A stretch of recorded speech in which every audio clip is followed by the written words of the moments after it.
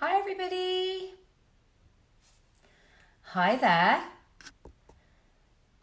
So we are going live on the Baby Show's epic parenting event. How exciting is this? It is so amazing to be part of such a brilliant event on all things parenting.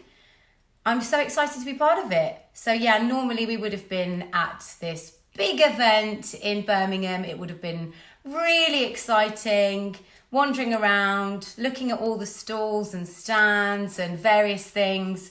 And instead, you are comfortably in your home, enjoying, having all that brilliant parenting advice while you can just have a coffee on your sofa. There's my coffee. I'm in my kitchen.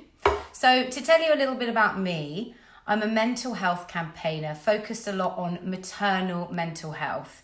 Now, I have 2 children, 2 beautiful girls, but I've struggled with my mental health over the years since I became a mother. It really all began when I was pregnant.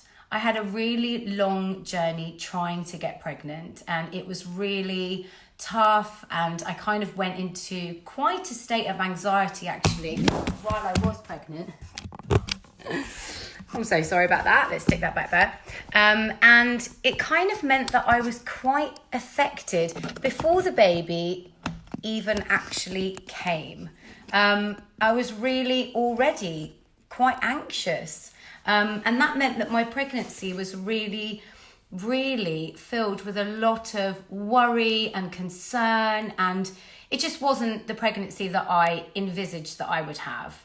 You know, we all have this ideal when we think about being pregnant. We think about beautiful baby moons, you know, we think about baby showers and all the rest of it. I'm just going to try and make sure that that doesn't fall off again, because that would not be good, would it? This is what happens when you let your kiddies play with things that they shouldn't play with. So yes, my journey in pregnancy first time round was just super stressy. And when I had my firstborn, Genevieve, after that, I didn't really know how to deal with all the emotions that I was filled with in those first few months when I was totally exhausted and still recovering from birth. So it was a really kind of treacherous time mentally for me. But second time round, I'm so pleased to say my experience was completely different. It was like 2 different people. And I think a lot of that's just because I was so prepared and so kind of mentally there. I had considered things completely differently. And I think second time round, you do feel quite different. So I have so many tips and bits of advice that I would love to share with you today as somebody who is really passionate about campaigning about maternal mental health. So first of all, if you're expecting a baby, congratulations, well done. I feel like well done is the right thing to say, because sometimes it's just not black and white, you know. Thinking about having children and then being blessed and kind of conceiving can be a huge journey. So well done you. How exciting. The beginning of your journey is just here. And if you're at home as a new parent, then I can appreciate that that is a wonderful time and also scary. So we're going to talk about a few things in this conversation for Mothergood today. So let's start with pregnancy. Pregnant in a pandemic. I bet that's something that you just didn't think was ever going to happen. My goodness me, that is just, would throw anybody, wouldn't it? We can completely appreciate that this is just a really hard time. You know, not being able to see family and friends, not being able to just go about your normal day, you know, your normal life, or maybe realize some of the dreams you had for your pregnancy, like that beautiful baby shower with all your family and friends and that amazing baby moon. So yeah, things are different, and you are making it just by taking each step as it comes. You know, we know that there are still a huge amount of support out there for pregnant women. Don't feel at any moment that you are alone or that, you know, people aren't there for you, because they really are. It's just a case of being able to pick up the phone and have a conversation with your GP, your midwife, health practitioner, whoever it is, your best friend. Just have conversations with people and stay in touch. That's so important. Now, kind of in the lead up to your pregnancy, it's without a doubt that you may be feeling anxious, because it would be weird if you weren't. I mean, if you were super relaxed, that would be strange. So don't be hard on yourself if the idea of birth is stressing you out and worrying you. And also if what you planned in your mind, perhaps in your birth plan, is something that you can't stick to now because things have changed because of COVID-19. The main thing really is just to always remember that you are here to bring your baby into this world in the safest, calmest way. I had to kind of take my mind out of it second time around and just think, you know what, I'm going to have to hand over control here, which is hard for me because I'm an anxious person and, I control everything. I really do. I hold it very tight to myself and I kind of need to know exactly what's going on with everything. When it comes to birth, you can't do that. So first time round compared to second time round, I just let go. I thought, you know what? Whether it's going to be a planned C-section, emergency C-section, forceps, whatever, I'm just going to breathe my way through this and the baby will come here in the safest way possible. I think that's really where things come in like hypnobirthing. That's where apps come in like Freya, being able to do pregnancy yoga and just being able to bring mindfulness into your pregnancy and your approach to birth will do you the world of good. So even like me, if you end up having a planned cesarean, do your breathing. It's so important. I know for me in theatre, it really helped calm me down. It really kind of helped me focus on just taking my emotion out of it slightly, just enough that I didn't feel anxious and I could actually enjoy it. And I really enjoyed it. It sounds strange, but I had the most beautiful birth experience in theatre, in a very clinical environment in that moment. So it is possible to have a natural feeling birth, even if it is a planned C-section. It's just all about how you think about things and your approach to them. So bringing in mindfulness now would be so important. For me, pregnancy yoga made all the difference. And that's something you can do right now. There are amazing people online right now that can teach you just how to center and focus on breath and connect with baby. And these are hugely important in pregnancy. So make sure you do that. It's massive and it's kind of a game changer. I didn't do any pregnancy yoga first time round in my pregnancy. I was just too busy worrying about loads of stuff. Second time round, once a week, and it was a game changer. So bringing that mindfulness in during pregnancy is a huge, huge thing. Now, in the days that are leading up to your pregnancy, obviously you're going to feel heightened sense of anxiety, and that is completely normal. So reaching out to friends and doing all the things that you would normally do to comfort yourself, that you would do to take yourself out of yourself a little bit is really important. Distraction is good. We know that scientifically craft is really good. So nesting, really getting into preparing that home for your beautiful baby is going to be hugely powerful for your mental health. Let's be honest, we can't really go anywhere, but we can have things delivered to our house. So this is a great time to be able to really focus on prepping your house for the baby. And instinctually, it's such a beautiful thing, I loved the nesting. I loved all of that. And my husband had his own way of nesting. He basically just did DIY 24/7 everywhere.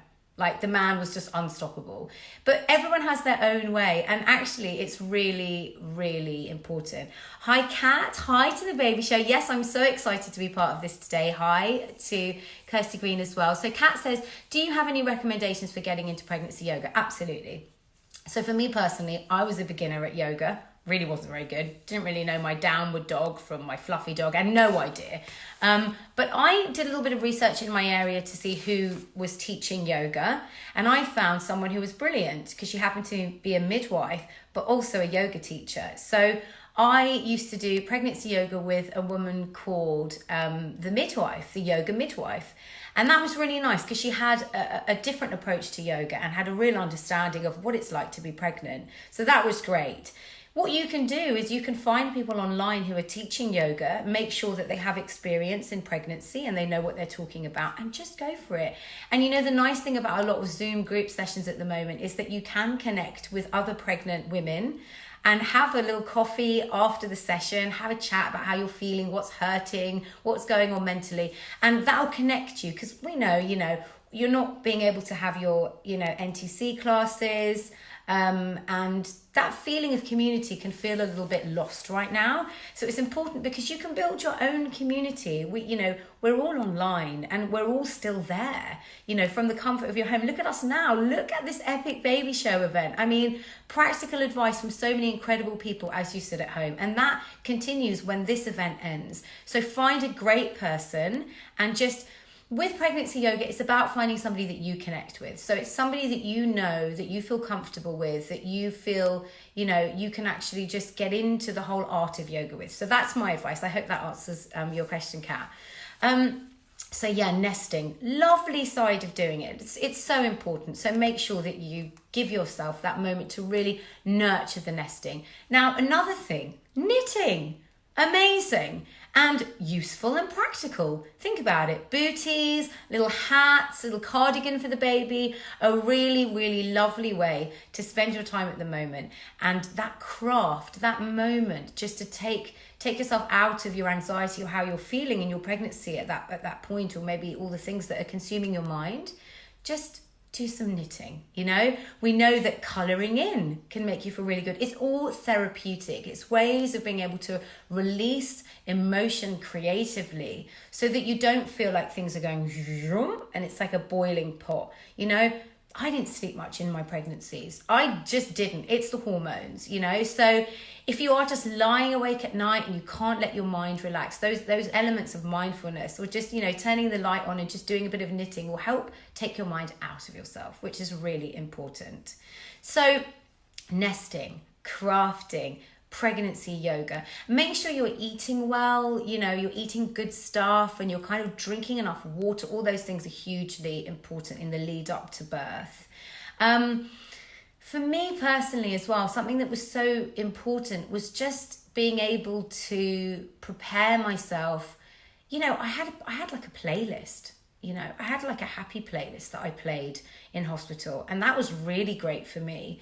It reminded me of like a track from my honeymoon, and then a great tune from like my girly weekend with my friends. Just having things like that, whether it's your favorite movies on a little iPad you take to hospital, things like that can really help when you're in hospital, to just help you with the whole environment, which can be quite scary at times, but that's understandable. So you have the birth, and whatever the birth looks like, just try whatever you can to just make it a really personal, beautiful experience for yourself. The main thing is that your baby is going to come to you and you're going to hold your baby in your arms and smell them.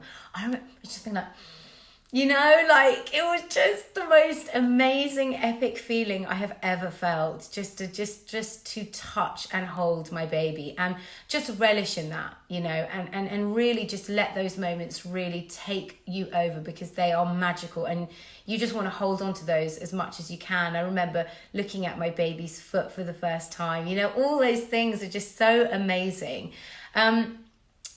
Whether you're in hospital for a few days or, just one night and then you're home, obviously in this current climate, things are different. You may not have your mum there or your grandma or your best friend or whoever you were thinking that would be there to help you with the baby in the first few days. So that in itself could bring sadness, and it could bring a feeling of loss, because at the end of the day, you're having to think about something that you never envisaged would ever happen. So it's okay to feel emotions of disappointment. It's okay to feel angry that this is how things are right now. That's really normal. But just switch it up for yourself. Know that it's you and your partner, and that you're going to get to come home and have this beautiful baby bubble where you can just enjoy every moment of your little one. First time round with my firstborn, I had 16 visitors come to hospital. 16. Now, I'm Indian, that's quite normal, but I barely held Genevieve. And it really affected how we were in those first few days. I couldn't naturally breastfeed her. We didn't get enough skin to skin time. Even when we came home, we had a lot of family coming and going, a real tradition in my culture. And as wonderful as it was, everyone just wanted to see the baby. She was the first grandchild. It kind of took away some of my bonding that I could have had with her. And second time round, we just literally made it just myself, my husband, my eldest went to my mum and dad's, they took care of her, and we just got so much time with the baby. So actually there's a real positive in this bit of isolation right now, where it's just going to be your partner and you and the baby, because you're just going to get those moments to really bond, get to know your baby, you know, and it means that it's going to have a great impact on you in the long run. It really will. It's just about changing your idea of how you're looking at things. You know, yes, you thought it was going to be this way and now it's going to be another way, but that other way doesn't mean it's going to be bad. And it's just about changing your perception within that. I think in those first few weeks, it's so important that you get as much rest as you can. That may sound hilarious if you're sitting at home with a newborn right now. You're like, Neev, seriously, really? Sleep? What is that? But it's about sleeping when your baby sleeps. The second your baby has a nap, go and lie down in bed. Even if you don't get to fall asleep, just shut down for a moment. Just let yourself relax. It's so important that you rest. Honestly, sleep becomes like medicine for your mind after you have a baby. I always notice the days that I didn't get good sleep, how I felt mentally compared to the days where I got an hour's sleep, or maybe I'd slept in the day. Totally different person, completely different. So yeah, get rest whenever you can. Eating food. Initially, you may be famished after birth. I was like, food, I need it all. And then you may find you're not hungry at all. It was very strange. I remember thinking, oh, great, I'm going to snap back to my pre-body weight, which everyone puts so much pressure on you about. And actually, after birth, it's a real trauma. However you have your baby, even if you just have your baby, you know, naturally at home with no painkillers, those people amaze me. Who are you? You're amazing. You're still going to have repercussions of flashbacks of what that was and how that looked for you and how that felt. So you may not feel like eating, and that's really normal. But your partner is there to remind you that you must. Because if you want to be able to breastfeed successfully, you need to be full of nutrition. If you want your body to heal, you need to make sure that you are feeding it. So water, lots of it, all the time. Remind yourself. Set a timer to drink water, because you're going to be thinking about loads of different things. And make sure you are eating across the day, even if it's small things. I think I could only manage like a piece of peanut butter and toast here and there. And then I'd have like a spinach smoothie because I knew I had to. Just make sure that you are consistently filling yourself with water and nutrition. It's so important, more than you could ever imagine. And forget even thinking about baby weight. Push that out of your mind for the foreseeable future. Forget it. Eat ice cream, eat tubs of it. If that's what you need, do it. Because I know for me, that helped me. It really, really did, you know? That sugary little treat just lifted the day in times when things got really hard. So don't put pressure on yourself in any way. Pressure is a really interesting thing once you have a baby, because before you know it, suddenly you're measuring yourself against everything. And suddenly you're putting these really strange markers against things you do. Like, did I do that well enough? No, I didn't. Did I do that well enough? No, I didn't. Like, who's judging you? Nobody should be judging you. You know, the best mums are the ones that learn and are patient and make mistakes and take their time. Again, first time round mum, second time round mum. First time round, I spent my whole time basically having a go at myself in my head about how awful I was as a mummy. The whole time. Why couldn't I stop her crying? Why couldn't I breastfeed her properly? Why couldn't I look better when I look in the mirror? I just consumed myself with anger towards myself, and it took away me enjoying my baby, and that is not right. Second time round, I was patting myself on the back all day. For literally, I've had a shower, tick. I managed to go to the loo successfully, tick.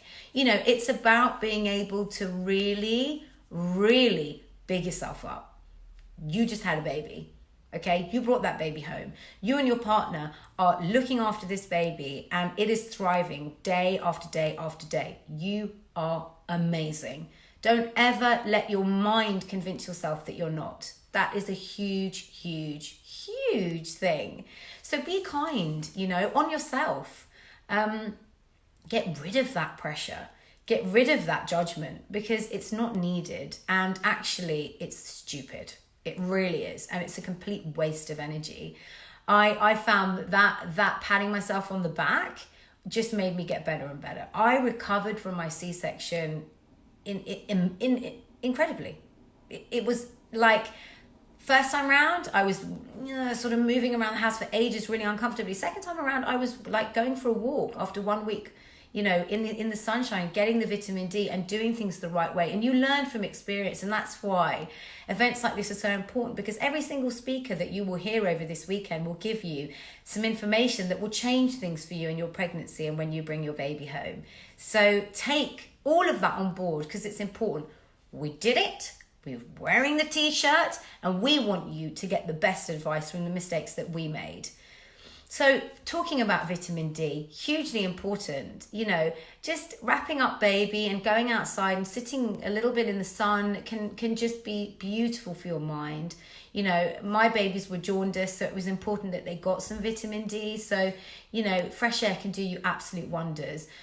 Don't feel that you should stay indoors. It's a strange feeling after you have a baby, because you feel quite like you're like a little cocooned, you know. Feel very protective. You feel like you want, you know, to sort of keep baby safe. Actually, you can do that, but you can still go out gently in your garden. You know, you can go out for the one hour or a little bit of fresh air that we're being allowed right now, and go for a walk, you know, with your pushchair that you've spent so much time thinking about. And these little things are acts of self-care that will help ground you and bring you back to yourself. And after having a baby, you do feel confused. You know, you feel like, who am I now?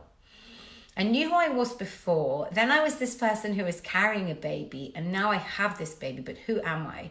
And it's quite a strange thing, but doing anything that helps you come back to the person that you are is really powerful post-birth.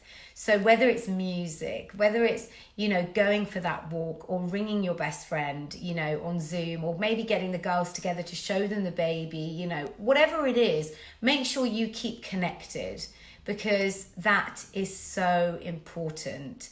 You know, things you need to start thinking about and looking at if you're a partner to somebody who, you know, has just had a baby, in terms of signs, is, are they becoming really withdrawn? Are they becoming really, you know, quiet, not wanting to open the curtains, crying a lot, not eating, not looking at baby, not wanting to hold baby? Those are all signs that there could be an underlying issue that you need to discuss with your midwife, your health practitioner, or your GP. Those are signs. And it's just a case of gently having a conversation and saying, you know, are you okay, to your partner? How do you feel? Are you all right? And it's okay to feel those feelings. You know, it's very overwhelming when you have a little one. And every day feels a little bit different. And some days do feel easier than others, and other moments feel more overwhelming than others.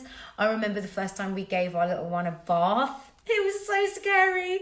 And, you know, little things like that, you know, every single day, you just feel a little bit more confident as a parent. And that is such a beautiful thing. And I think every month, every milestone, every kind of landmark that passes, whether it's the 3 month or the 6 month, you know, you just get to know baby more, and you get to enjoy baby more. I know by the time my girl was, you know, 12 months old, my first baby, I just felt so amazing. I felt so happy. So confident, so connected to her. So even though we had a few months of difficulty, it was all in the past, and it's amazing how things can shift and move forward. But second time around, just because of how I was prepared mentally and how I felt that good weeks after birth, not months. So everything is truly possible. It's just really about how you look after yourself and how you look after your mind. And really, you've just got to be a friend, you know, to yourself, and really appreciate how wonderful you are, and how incredible it is that you made this baby, carried this baby, and have brought this baby home and are nurturing and looking after it. At the moment, there are some real, lifelines out there of charities, like Best Beginnings, who are out there. The Baby Buddy app is there for so many mums to connect. You've got other people like The Honest Midwife and so many other people online on social media who are constantly giving out great pieces of advice, supporting mums, and just making sure that they're there, that everyone is kind of, just checking the time. I realise I haven't got the time in front of me. There is a world of goodness surrounding you right now, supporting you in your pregnancy or in your new moments as a new parent. It's just a case of you reaching out. I know for me personally, the lifeline for me was my best friend. She was somebody that I could talk to about anything, and she was a mum as well. So just having somebody at the end of the phone that you can ask silly questions like, should this be happening? Should this be happening with baby, or shouldn't it? Just can make a huge, huge difference. And I think the best piece of advice that I can give you is just enjoy it. Enjoy it all, and don't let anything completely overwhelm you so that it takes you away from just how magical this whole journey really, really is, because it truly is. Whether it's now that you can put your hand on your belly and you can feel and connect with your baby, or when you hear, or when you feel your baby kicking, that is just the most magical part of life, And in those months when you've got your little one at home, just every single little day, there's something that becomes more and more special, So just take it all in and really allow yourself to enjoy it without feeling overwhelmed that you are, for some reason, not enough, because that's just not true, There are so many mums out there that will tell you that we made so many mistakes, and every single mistake I made as a mother, the next day I'd learn from, but I'd probably make another mistake, and then I go, wow, okay, now I need to make sure I don't do this. And it just all starts to make sense. And then, it's something that just clicks into place, naturally. We've got it within us to be mothers, to be parents, and you're doing the best job that you can. So just don't be hard on yourself. If you ever want to talk, if you want to speak to somebody like me, I'm there. I'll happily talk to you about how you're feeling. You can find me on social media at Neev Official is my social media handle. I also have a monthly All Things Motherhood column in Baby Magazine, which you can find online now. So make sure you check that out. It's got loads of practical tips and advice on everything to do with motherhood. But just know that there are people out there for you that will support you and help keep you guided, that everything is okay and this is amazing. Congratulations to you all. Now enjoy the rest of this epic baby show at home live event. I hope you enjoy all the shopping. That's a big part of it. Buying all the baby essentials, all the things that you could possibly need, and just good luck. If you're going to be having your baby in a few months, few weeks, few days time, good luck, okay? And if you've taken your baby home and you're a new parent, congratulations. Sending you so much love. Thank you so much to The Baby Show for letting me do my live talk on maternal mental health. It's something I think is so important. So thank you for giving me this platform. And take care, everybody. Enjoy the weather, right? Take care. Bye.